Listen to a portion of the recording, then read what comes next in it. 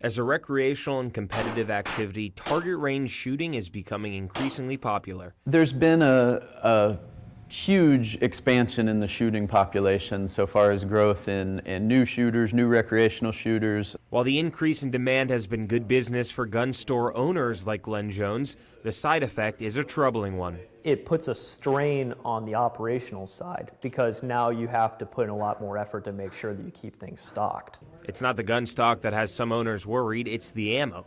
While supply has stayed constant, the swelling of demand has created an ammo shortage, with some types more pressing than others.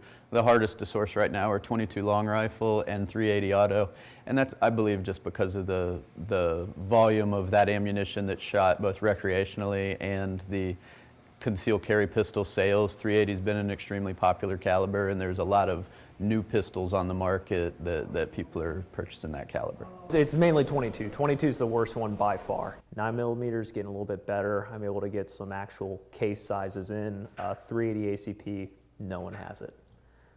Like zero. I call in on a regular basis asking for it, and it's difficult to find. At the Gainesville target range, Stephen Botcher and his staff manufacture their own ammo, but some types, like the scarcely available .22, are impossible for smaller operations to manufacture. .22 long rifle is a rimfire cartridge. It has its own proprietary system for creating it. It's more difficult to create it. So guys like us and your smaller to mid-sized companies can't make it. But the companies that can make it are already running at max capacity, and instead of expanding their infrastructure, they're taking a lesson from the history books and keeping production the same. The previous boom to this one was the mid-90s when we had the 1994 assault weapons ban, so-called assault weapons ban. And a lot of ammunition manufacturers and gun manufacturers overexpanded during that period.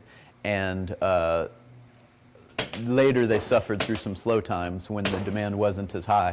David Perry recently purchased a .22 pistol and says finding rounds for his new firearm is difficult. Today I couldn't get any, so I'm not a hoarder or anything, but when I can get a few, I'll buy a few boxes, but I shoot it.